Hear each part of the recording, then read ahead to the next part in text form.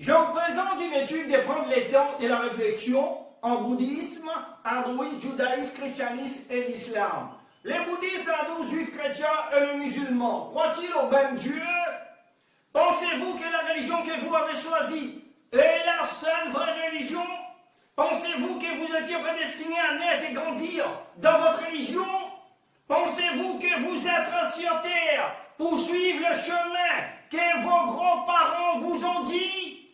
Pensez-vous que votre foi n'est pas discutable parce que les vérités qu'elle énonce n'ont pas besoin de démontrer ni prouver une vérité? Pensez-vous que la sincérité de votre foi, selon votre religion, vous conduira à Dieu? Pensez-vous que les fidèles doivent se soumettre à l'autorité de moines, pandits, rabbins, prêtres et l'imam selon les religions? Pensez-vous que les personnes qui professent une autre religion que la vôtre sont dans l'erreur et vous êtes dans les droits chemins? Je vous donne un exemple logique. On vous apporte un verre d'eau pure et un verre d'eau impure.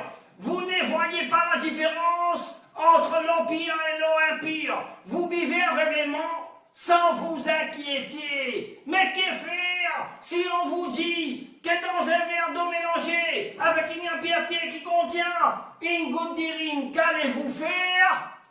Cherchez-vous la vérité sur ce verre d'eau ou continuez-vous à consommer l'impureté?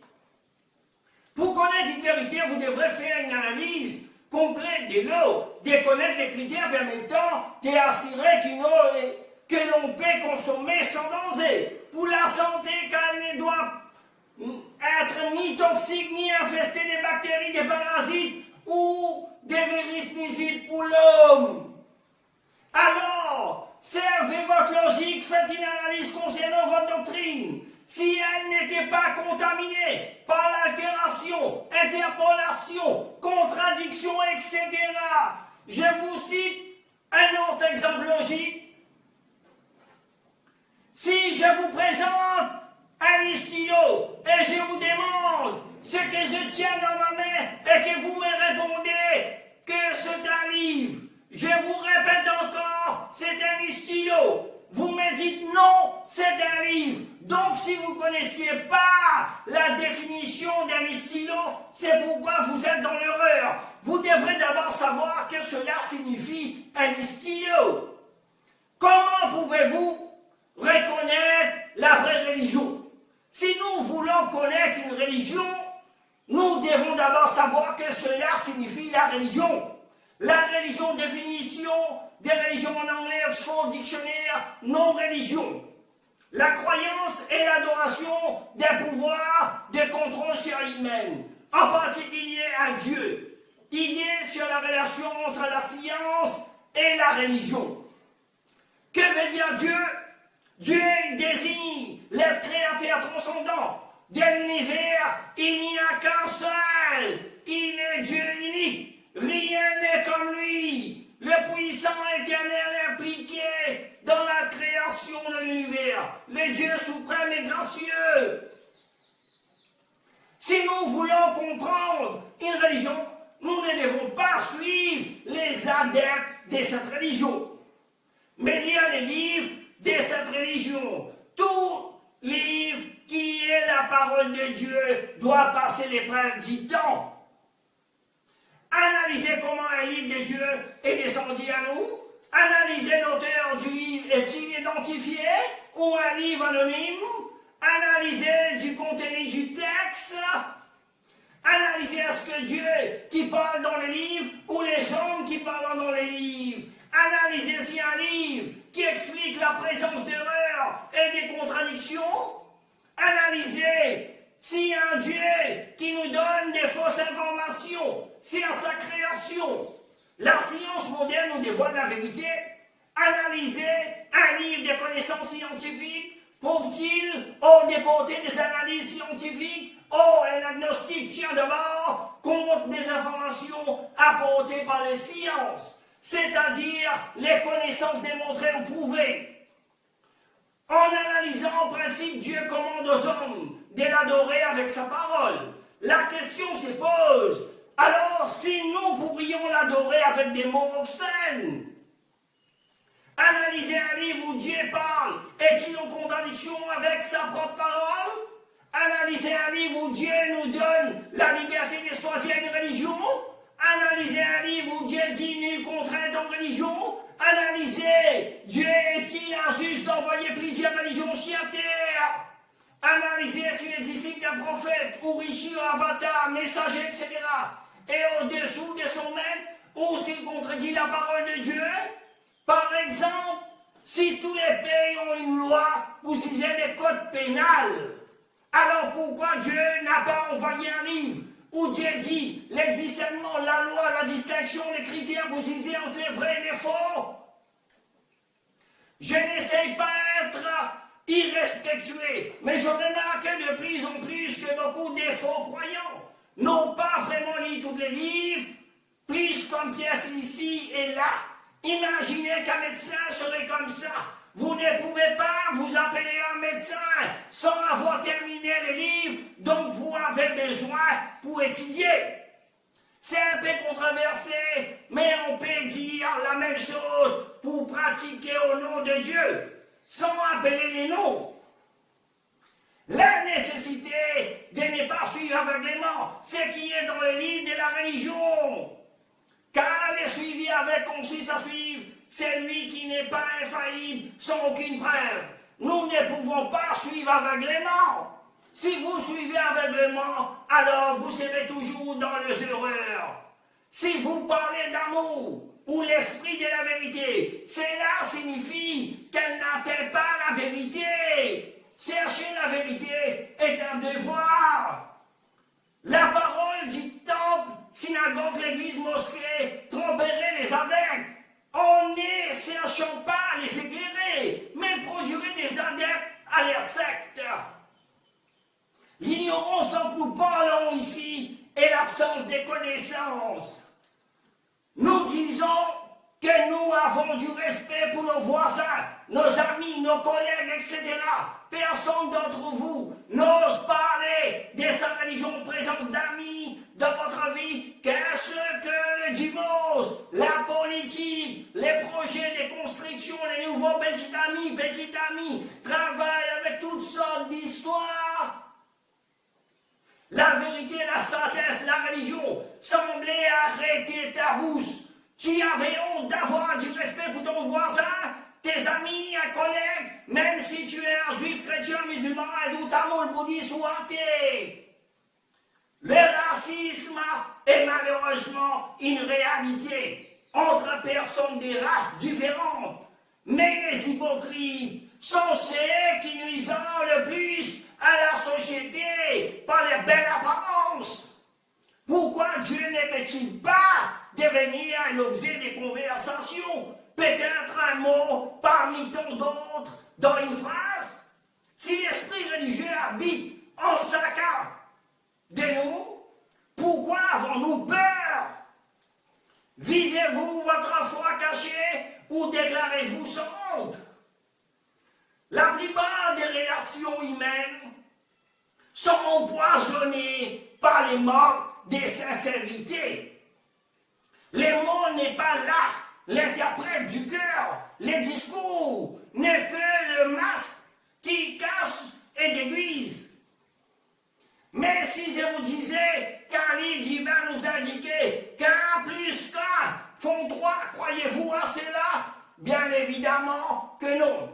Car cela révèle de la raison humaine, notre logique est en inadéquation avec le résultat de cette équation. Par définition de la transcendance Dieu, l'être souverain ne se trompe jamais. Le racisme viole les droits fondamentaux à l'égalité des êtres humains et doit être combattu car tout être humain a les droits de respecter ce qui peut être son apparence physique, sa religion, sa culture ou son apparence ethnique. Nous descendons tous Adam et Ève et de leurs enfants.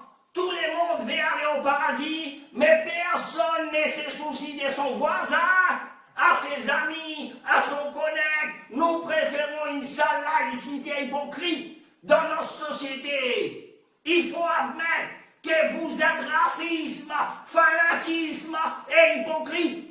Vous n'osez pas parler de votre religion parce que les gens qui professent une autre religion que la vôtre, vous pensez qu'ils sont dans l'erreur et que vous êtes dans la bonne voie.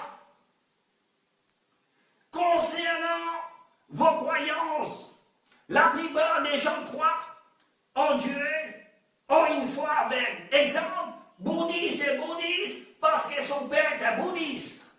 Hindou est hindou parce que son père est un hindou. Les juifs est juif parce que son père est un juif. Les chrétiens est chrétien parce que son père est un chrétien. Les musulmans est musulman parce que son père est un musulman. La majorité des gens dans le monde, suivant aveuglément la religion de leurs parents, beaucoup de gens sont programmés, ils ne cherchent pas à comprendre, ils ne se posent pas de questions sur la croyance. Ces sujets vous donnent une idée sur la crédibilité, les livres Tantra des Kalachakra, l'évangile des Bouddha, Bhagavad, Sagavadi Singh, Sutan Taldé, les Vedas, Upanishads, Ramayana, Itihas, Bhagavad Gita, la Torah, la Bible, Coran, mais aussi de remettre en question certaines de vos croyances. Nous avons tous les droits d'exprimer notre opinion, le vue d'un sujet ou d'une religion, en ce qui concerne, comme nous avons tous les droits de choisir celui qui nous convient le mieux, pas des contraintes en religion. Je pense que nous sommes assez mûrs pour exprimer nos opinions et nous respectons les uns les autres et quelles que soient nos couleurs, opinions, religions, idéologies. Il est important pour tout homme de se renseigner s'il a sa doctrine, s'il n'est pas contraint à la raison.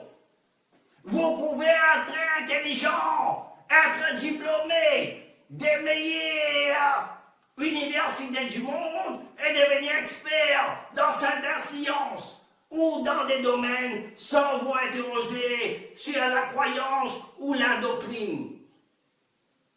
Un Dieu né dans les ventres de sa mère, comment un Dieu peut-il en sortir? Imaginez juste les affamir qui, accueillant un Dieu sortant de l'utérus d'une femme, les odeurs, les semets, les chants, les mauvais eaux de la femme lors de l'accouchement. C'est là qu'il dit sens pour vous? La définition la plus concise de Dieu.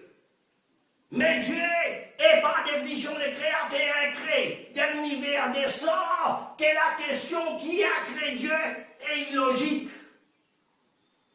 La logique vient instantanément. Elle n'est pas réfléchie, elle n'est pas raisonnée, elle n'est pas réfléchie, elle est instinctive, immédiate. Elle fait partie de cet élément que le corps s'impose. La logique va dans la compréhension instantanée d'un élément. La logique, en fait l'appel à l'intelligence plus qu'à d'autres paramètres. La logique est une, la logique est unique. Donc, servez votre logique.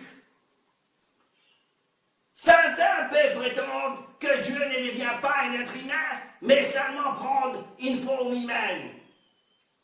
Si Dieu prend seulement une forme humaine, mais ne devient pas un être humain, il ne devrait pas posséder des qualités humaines. Nous savons que tous les hommes Dieu ont des qualités et des faiblesses humaines. Ils ont tous les besoins humains, tels que le besoin de manger, de dormir, de faire l'amour, de faire les toilettes, etc. Je vous laisse à imaginer le Dieu qui fait son caca. Nous sommes limités à voir Dieu et à l'imaginer que nous voyons à peine le soleil, plus de 5 minutes. Alors je vous laisse imaginer les créateurs du soleil. Aucune vision ne peut les saisir. Un enfant demande à sa mère pourquoi il tolère. Lorsque je discutais avec un professeur, il me dit que lorsque notre enfant nous les demande pourquoi les ciels tolèrent, nous répondrons que Eima Chakibis Lahihan. La grand-mère est en train de semer de la farine dans les ciels. Parce qu'il est trop jeune pour comprendre. Je lui demande pourquoi parler mensonge, même si c'est un peu de mentir. Je ne donnerai jamais cette mauvaise réponse. Si vous pensez que l'enfant ne peut comprendre, pas certains difficile, vous devrez simplifier la réponse, mais ne jamais donner une mauvaise réponse. Même si vous aimez votre enfant, ne jamais donner une réponse fictive. Si vous ne connaissiez pas la réponse, vous devrez avoir le courage de dire la vérité à votre enfant. Malheureusement de dire, il est vrai que c'est aussi le cas de la majorité des Chinois bouddhistes de la population du monde, même pas 1% ne possédent pas un livre bouddhiste. Ils n'ont jamais lu les livres, ils ne comprennent pas la langue sacrée. Ils n'ont jamais lu les livres Tantra de Kalachakra, l'évangile de Bouddha Pakari, Sakavati Suttan Dade. Les sanskritoliers des Chinois mandarins, s'ils étaient longtemps à l'école, les Chinois apprennent le mandarin, non pas les sanskrit, ils sont bernés par des moines chinois ou c'est dans la langue de leur pays. Malheureusement de dire, il est vrai que c'est aussi le cas de la majorité hindoue de la population du monde. Même pas 1% des hindous ne possédons pas un livre de haute autorité hindoue. Les Védas sont les livres Védas, Yurveda, Samveda, Tattvaveda. Les livres hindous sont divisés en deux parties, Shruti et Smriti. Shruti est considéré comme la parole de Dieu, révélation de Dieu. Il y a les Védas et Upanishads, les Puranas, et Smriti est la deuxième catégorie des textes sacrés indiens, qui est considérée la parole des humains. Il y a les Itihas, Ramayana, Mahabharata, Bhagavad Gita et la 18e partie des Mahabharata. Puis il y a les Manusmriti. Les sanskritoliers des Hindis, s'ils étaient longtemps à l'école, les hindous, ils n'ont jamais lu les livres sanskrit et ne comprennent pas la langue sanskrit. Les sanskrit et notamment la langue des textes religieux hindous, bouddhistes, ainsi que les textes littéraires, ils sont bernés par des swamis, pandits, gourous, etc. dans la langue des hindis. Malheureusement de dire, il est vrai que aussi le cas de la majorité des juifs de la population du monde, que 70% possédant la Torah, ils n'ont jamais lu le livre. Lis la Torah tout en entier pour comprendre quelle est la parole de Dieu, la parole de Moïse, paix et la chercher à lui, et la parole des historiens, le contenu tout en entier de la Torah. Que 70% juifs comprennent et écrivent la langue hébreu, mais malheureusement 30% des personnes juives ne lisant pas la Torah. Ils participent tout simplement à la synagogue, ils sont bernés par la synagogue ou les rabbins.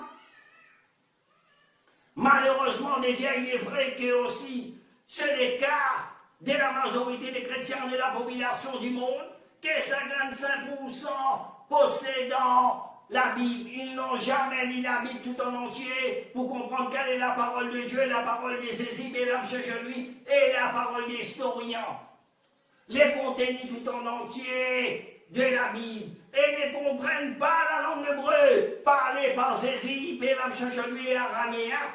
Mais malheureusement, que 45% des chrétiens ne possédent pas la Bible. Les Hébreux et Araméens au lieu des Grecs, Anglais, Français, etc., s'ils étaient longtemps à l'école.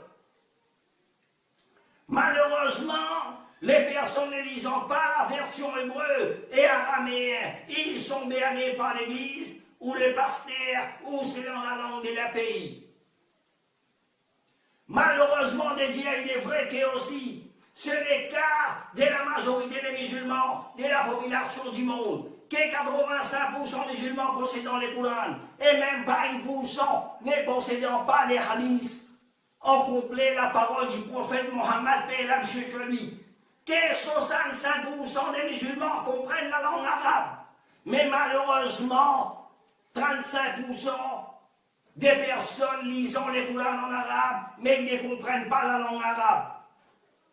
Les Arabes, au lieu des Anglais, Français, Oudou, etc., si longtemps à l'école, ils n'ont jamais lu les Courans tout en entier pour comprendre la parole de Dieu. Ils sont bernés par des imams, cheikhs, etc., ou selon la langue de leur pays.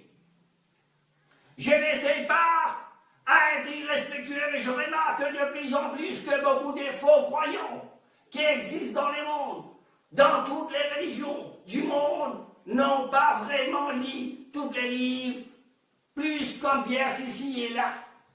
Imaginez qu'un médecin serait comme ça. Vous ne pouvez pas appeler un médecin sans avoir terminé les livres, donc vous avez besoin pour étudier. Si vous faites un petit effort, vous parviendrez à distinguer les vraies ou les fausses paroles de Dieu. J'espère que cette observation vous aideront dans votre réflexion, que Dieu vous guide sur les droits chemins